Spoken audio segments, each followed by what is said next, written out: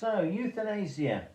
What we have is we have a bill in Great Britain coming up, and it's called the Terminal 3 Adults End of Life Bill 2024-2025. And in a couple of days' time, a vote is going before the House of Commons, and MPs, that's the British representatives, are going to be voting on whether to approve this bill. Now, it's a very strict bill. It's much more stricter than the assisted suicide bills in both Holland and Netherlands and Belgium and some other countries. So it's much more stricter anyway.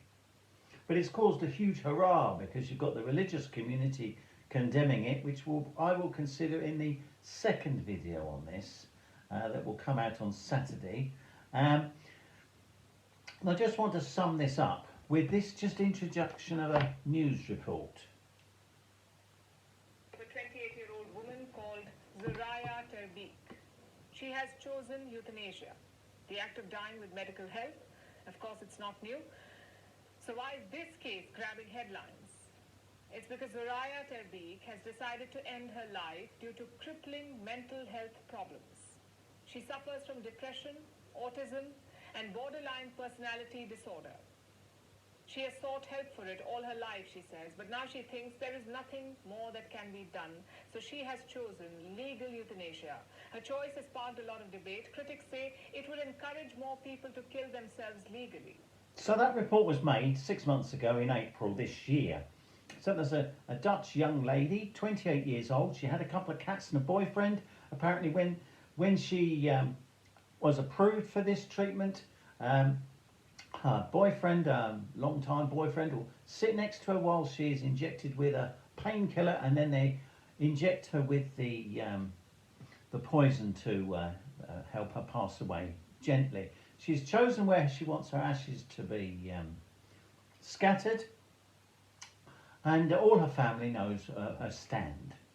So obviously that's the freedom they have there. Now, they did a YouGov poll in Great Britain, because this is a hot subject at the moment, and up to 70% of the general public, according to the poll of YouGov, says they approve of the idea of assisted suicide. If someone wants to end their life and they want to gain control of how long they're alive, then they should have that right. So that's the general apparent position.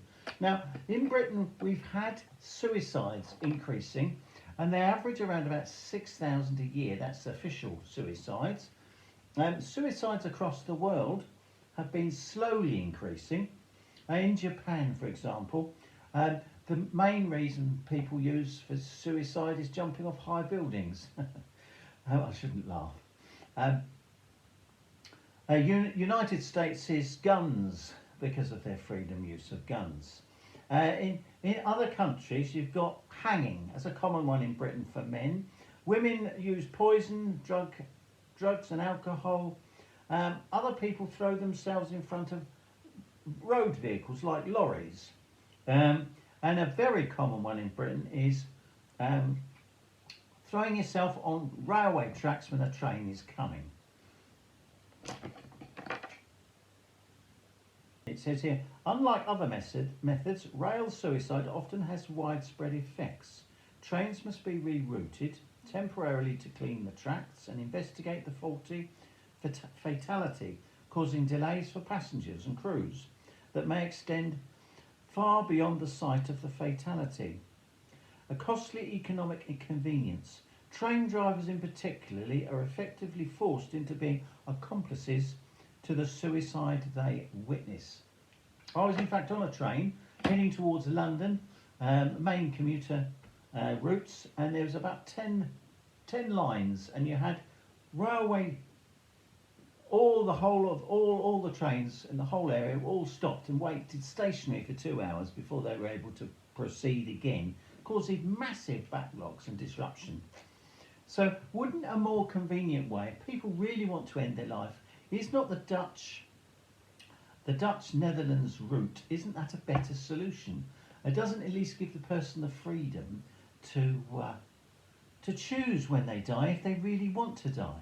They still have safeguards in place there. Now, the British law is much more strict than that law anyway. So it's only a step in that direction.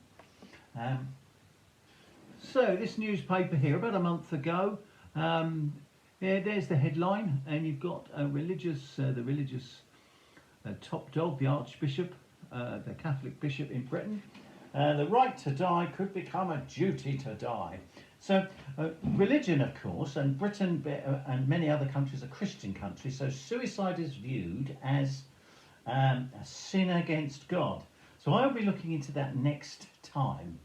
You have to bear in mind that people's lives, for example, some people get severe depression and they want to end their lives. So sometimes there's a medical treatment or a particular drug a doctor can use that will help the person get some kind of satisfaction from life. The depression is lowered for them. If there's a treatment that the doctors can provide, they would do their best to provide it. The problem is, if they've tried everything, like that lady in Netherlands, then hasn't she got the right to a peaceful death and to choose when she does die and gain control?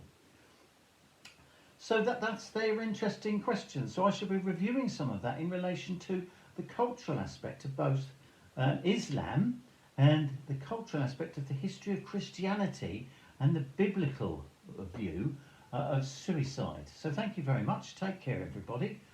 I hope you have a nice holiday as it comes, as we approach this marvellous festival at the end of the year. And that's for Christians, of course. Thank you very much. Take care.